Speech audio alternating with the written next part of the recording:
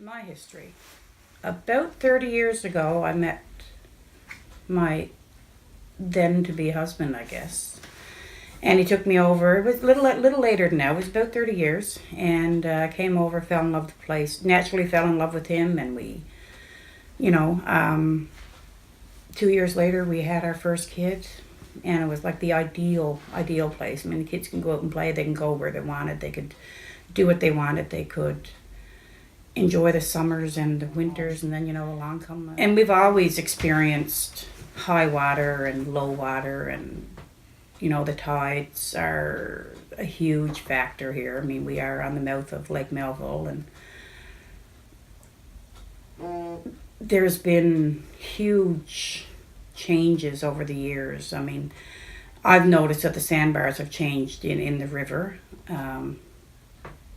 Blamed it on Churchill, and then when the Muskrat Project, I was naive, very naive, very. I didn't think people would do that to us. I really didn't believe that people wanted to make $1 over a life.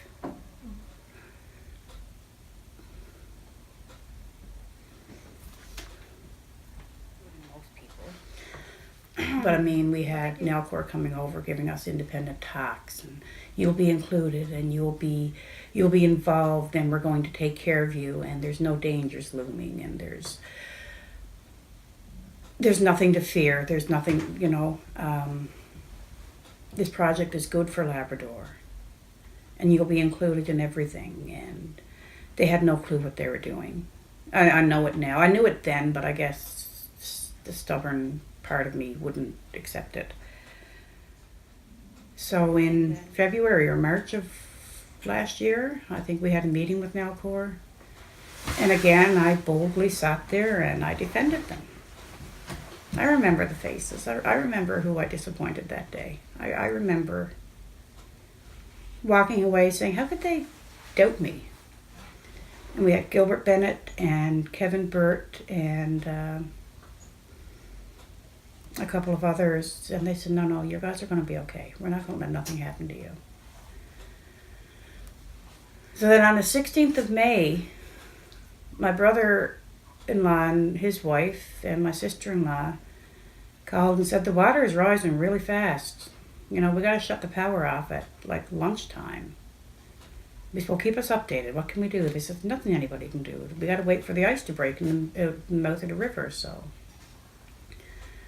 About 6 or 7 that evening, they came to our house because the water was reaching a house that it would never reach before. I mean, they've had a little bit of water, but when it starts coming into your home, it's like, okay, it's time to go. And so they got here and they had to beat their way through river ice, which is weird because there was nothing moving in the river. And the waters were coming in from behind them when that's just so absurd. Like, in hindsight, it's 2020. We know now what happened, but then it was like we don't know what in the hell is going on. We don't know why this has happened. We don't know. This is different.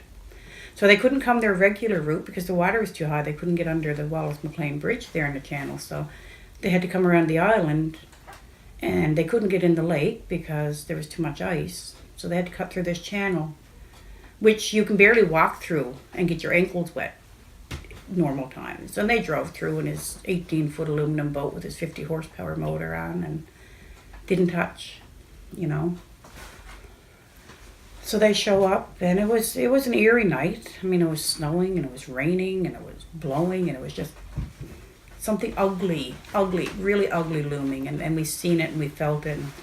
And, the 5 of us were sat around here and we were just, talking and checking on the boats, and water was just steady rising.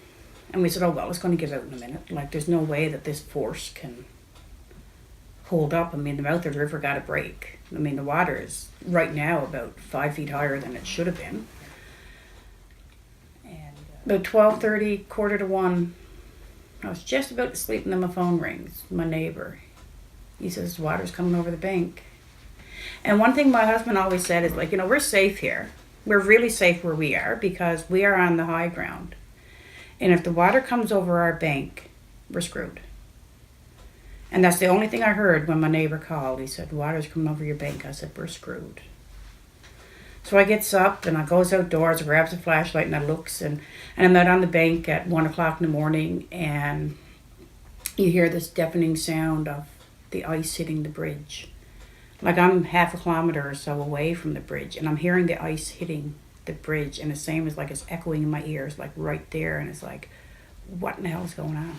So I calls up my phone and starts calling people and I got a hold of Mario, and I can't say his last name with FESNL. I got Derek Montague, got me in touch with him. And he says, so you're calling for an evacuation? He said, yes. He said, let me get this clear. You're calling for an evacuation? I said, yes, we have to get out of here. I said, we can't wait 4 hours. Like, you have to get us out of here now. I said, like, we have seniors and we have babies and, you know, within an hour or so, like things run. I think 5:45 was the first helicopter that showed up, 5:30, 5:45. And it was almost like I watch MASH a lot. You hear the war choppers coming in, and that's what it was. You hear them. You can hear them in the distance. And here he was coming, and it was like, this is so surreal. You know? How close was the water then, like to your home? To our home, it was over the bank. The water came up. I'd say from my front door, it might have been 7 feet, which has never ever happened. My father-in-law, who was born in 1918, so he'd be 100 today, he's never ever spoke of anything. I mean, this is the thing: if the water reaches our bank, we're screwed. You know, that's why they built up along here, and you know, there are certain places in the area that you built because you were safe. Because back in the day, I've never experienced it, but my father-in-law has been said in the spring of the year, he said it was before the falls, before Churchill Falls. He said the ice would be, you know, spring and fall happened all the time. We had freeze up and we had break up since, you know, man lived here. And they said in the spring of the year, you would hear a big boom. And then, you know then that the ice is let go and it's flowing out, right? And the only boom we heard that night was the Griffin helicopter coming in and picking up people. And you know, my biggest fear was, do I call Craig Chuck at 3 o'clock in the morning? Like, do you do that? Do you call somebody at 3 in the morning and say you got to get out? Like, am I calling chicken way too fast? Like, you know, am I going to be the girl who cried wolf? And so we managed to get everybody out. I waited for the last helicopter. There were some people that decided that they were going to wait. There was one guy who ended up staying, but there was another family that said, well, we'll wait. And my husband and 4 others said that they'll stay to secure properties. They wanted to get the skidoos to higher grounds, get the boats secured, get the 4-wheelers put away. You know, because that's men, that's what they do. They want to take care of their home. We already knew at this point that we had homes with inches of water in them. My brother-in-law, who's lived here all of his life, and he's 70 now, maybe. One of the oldest homes in Mud Lake, I mean, he had water in his house. He had to walk out of his house with rubbers on because how do you do that to a person with a bad heart? So, yeah, we called the evacuation, and we had, like, the ones over on the church way, what I call it, the church and school area. They were the first to go because the lowlands got to the community hall. Craig done that, told them all to get over if they could, so they did. They got there, and we said, well, our water is extremely hot, not knowing we couldn't get out of here. Like, there was too much ice, there was too much winds, there was too much everything. Like, nobody could hop in their boat and go anywhere because you couldn't get under the bridge because the water was over the bridge at this point. So we were thinking, by looking outdoors, that we got extremely high water, and it's like no worse than this, right? So we were going to do the evacuation from our end first, because search and rescue in Halifax had called, and they said, well, we have these 2 GPS markers. I said, well, take us first, because we were thinking we were in the worst situation because we couldn't get anywhere else. So then Craig calls and said, it's getting close to the hall now. And it's like, okay, you guys take the first evacuation. You guys, we'll get you. So I calls back Halifax and I get them to go to the second GPS marker. And again, there was one family, they said that they'll wait. We're going crazy. I was trying to, So by the time our chopper left, here we are with our 2 cats in a wheelbarrow and people with their things. But we also had a 3rd cat because my sister-in-law had to leave her cat. And she said, oh, we'll be home in the morning. She's okay for a night. So they, about 5 o'clock in the morning, she said, well, what about my cat? The boys said, well, we'll go down and get her. So they took off. They took a cage or a container or something. And they couldn't get under the bridge, so they took off through the road, just down below what we call Archie's, through the road in a speedboat. 3 grown men racing through the road in a speedboat, which has never had any more than 3-4 inches of water on it. So they're racing through this. They drive over the bridge without touching, in a speedboat. And it's like, and they tie onto her front door. And her house is like 6 feet off the ground. So they tie onto her front door and beat the door down, forgetting that the door was locked. So they beat the door in, goes in and gets the cat and comes back the same way. And it is like, to see the look on their faces to know that they done that. Like Randy is 55 years old now, born and raised here in Mud Lake. And the look on his face was like, did we really just do that? Did we really just ride through the road over Joe's Channel Bridge in a boat with 3 adult men? Crazy. And I'm thinking, this is foolish. By the time I get on that helicopter and get up in the air, we're going to be, the ice is going to let go, and this is all going to ease back, and people are going to laugh at us because, oh my God, you cried wolf way too soon, and, and then as I'm thinking these thoughts, my phone rings, and this is the 3rd point that are saying we need to get out of here now. So I looked at Randy, I says, I can't go. There are people who still need to go. He said, no, we'll take care of it. But we didn't have a GPS pointed. And so Halifax was saying, no, we need a GPS point. I said, I have nothing to give you. I have 0 options to. So I said, the best thing I can do, I said, is I have a brother-in-law here with me.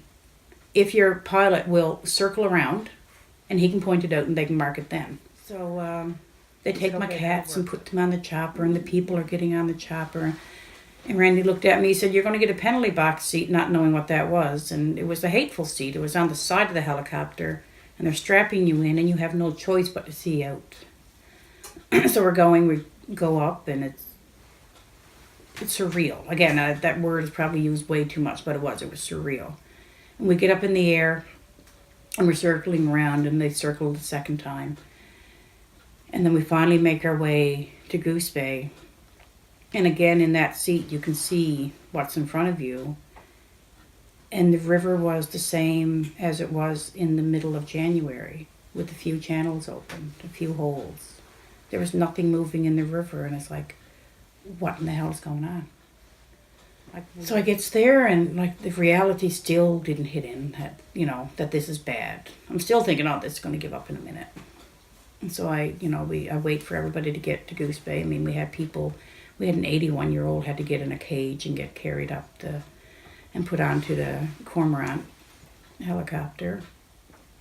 And we had one guy had to grapple up a rope. And so then around 12:30, Randy calls again. He said, okay. Because I told him, I said, make sure you come up as soon as you can get up. So before we left the airport, the search and rescue crew came over to me and they said, we won't leave anybody behind. As soon as these people are ready to come, you let us know, and we'll be back to get them. They understood. The crew on the ground understood why they stayed. So about 12:30, Randy calls and he says, okay, I'm ready to come up. That's when fear struck. When he was ready to leave home,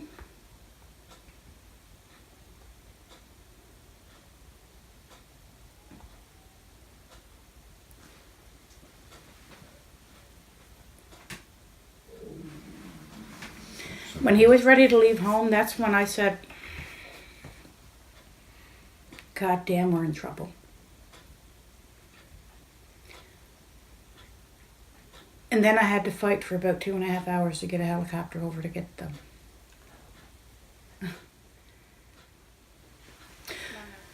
So I called Halifax and they said, okay, we'll see what we can do. And they called back within minutes and they said they didn't leave when there was imminent danger, so it's no longer our jurisdiction. Thanks, Yvonne Jones. Thanks, Yvonne Jones. That was her call. I said, okay, we can get through this, you know. And again, I'm working a model minute here in my head, and it's like, what do I do? I said, okay. Todd Russell called me earlier. He said, if there's anything we need, he'll get it. I said, okay, I'll call Todd. Gets voicemail. I says, I need you to call me immediately. 3 days later. I called Mario, can't say his last name, it's Melissa, we're working on it. I said, what in the hell is there to work on? You have 5 men that are needing to be evacuated. What is there to work on? I called Perry Trimper, they're in meetings. My daughter calls and she says, give me their numbers. Give me these numbers. And so apparently Randy Elizabeth gave Perry an earful. I called Roy Blake. He says, Melissa, we're working on it. And I said, Roy, you're useless. And I apologized profusely to Roy because he did. He wasn't up there. He wasn't the one that I needed at the moment, right? I needed the Perry Trimpers and the Dwight Balls and the Yvonne Joneses, but I didn't have them. So Universal Helicopters were in constant contact with me every 5 to 10 minutes. They were calling. They said, we got the helicopter ready to go, you know. So my daughter called. She said, Mom, what is it? I said, I don't know. They're trying to find out who's going to foot the bill. So we have 5 men in a community with a few generators on the go. No power, no water, other than the water that's continuously coming over our bank.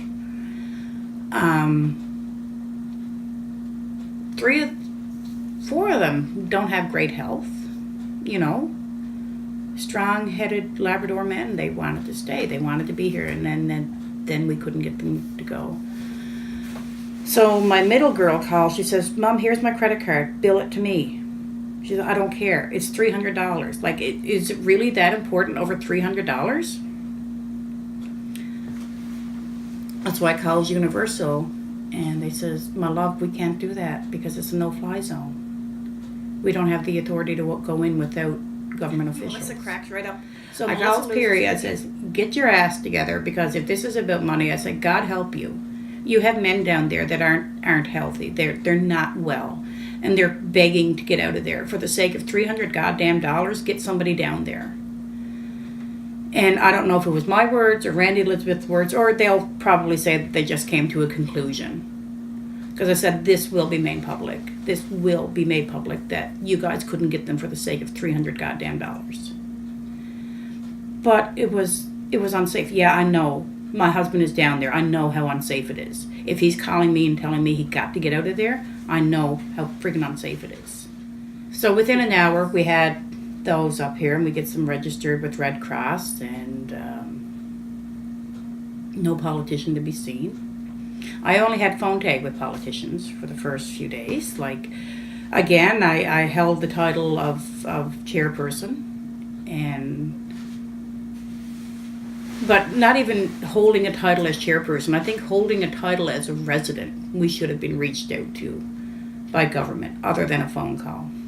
We had people show up at the Red Cross, and when we registered, and it was a few familiar faces. The Salvation Army, I will be forever indebted to them. The Red Cross are amazing. They go above and beyond to accommodate anybody. We had the town representatives there. We had, I don't even know who else. We had people from the Nazi would show up a little later on. On a Wednesday. I don't know. And then Thursday, I believe, Thursday morning, Yvonne Jones calls me at 7:30 in the morning. Hi, Melissa, would you like to do a flyover of Mud Lake? She said, myself and a couple of, another gentleman and his son are going to fly over. Would you like to do a flyover and view it? I says, no. I don't know if my house is standing. I don't know if my house is flooded. Do you really think I'm in any position right now, any shape to go and fly over? But I remember coming home, it was the following Monday. So I was out for about 11 days. And I remember coming home and it was just overwhelming to come in, and I seen houses lifted off their foundation, and I seen water stains up to people's living room windows, and I seen debris everywhere, and there was wood everywhere, and there were things that shouldn't be, and you've seen logs on the, stuck under the bridge, And I remember coming home and trying to be normal, and I just lost it on Randy. I said, I freaking wouldn't be here if it wasn't for you. Like, this is not safe. This is not good. Like, what's going to happen? I mean, we still have people out today. 9 months later, we still have people out today. There was one family that are too afraid to come back, and the government compensated. We don't know where their numbers come from. Their first assessment gave them a $39,000 payout, and their second assessment came over $200,000. So where are they getting? I got $17,000 for a wharf. A wharf. People were offered that much for their home. Where's it coming from? We don't know. Government has no clue what they're doing. So 9 months later, We have people living in fear. I mean, for me to say that I'm not afraid, that's a lie. I don't let it rule me. That's the thing. We have people still getting up in the middle of the night and looking and making sure the water is not rising. There's a general air of fear looming over us all the time because we didn't think it was going to happen. We didn't want it to happen, but it did. And, we had a report come back saying that it will happen again. It's just a matter of time. But, we've had 4 or 5 people experience heart attacks. Like, that's odd, to say the least. We've asked, are you going to do ice studies? They can't get back to us. They haven't gotten back to us. We've asked, are they going to work with CFL code to make sure that there's a water management plan going on? They won't get back to us. So they haven't gotten back to us, and now we're into January, and we've had more snow now since we did in forever, and we didn't even hit our snowy month. And so when February and March comes in and we're flooded with snow again, like, what's going to happen in April and May? It's a disaster waiting to happen, and we're all living. We have people that aren't going to be here in the spring. They can't do it. They can't physically put themselves through it, physically or emotionally. And like, what gives them the God-given right to fear us out of our home? And like, we're sitting right in line of a disaster. But I mean, even everybody in the lower valley, they're sitting in disaster. I mean, it's huge. Like, it's huge, and don't even know how to grasp the reality of it. And like, government won't answer, they won't respond, they won't help, they want us to go away. I really do believe that they want us to go away. It was one of the very first questions that Eddie Joyce, Minister of Municipal Affairs, he asked me at the very first meeting. He took me by the hand, he said, so Melissa, how many people do you think want to leave Mud Lake? I looked at him, I said, I don't know. Maybe 50%, just thinking about the people and the emotions. And he said, oh, too bad. I said, what? He said, if it was 90%, we could offer you a payout of $280,000 a household. Exactly. They want Mud Lake gone so that they can continue doing what they're doing without fear of the 40. We had 50, but I think there's 41 people left in Mud Lake now.